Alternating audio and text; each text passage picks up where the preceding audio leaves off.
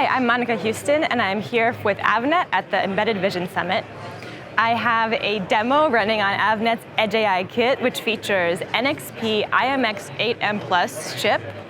So this chip has an NPU, or neural processing unit, to accelerate neural networks.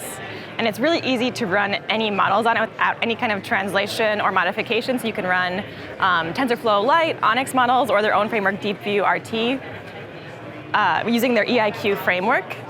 So it's a great way to just take your existing models and port them over, and then these delegates will accelerate it on the NPU, or on the quad-core Cortex A53s, or on the GPU, depending on which is more efficient.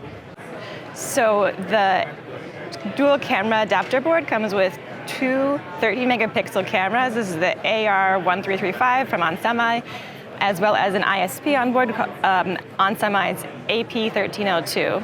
And it's all connected with this 2-lane MIPI to the board.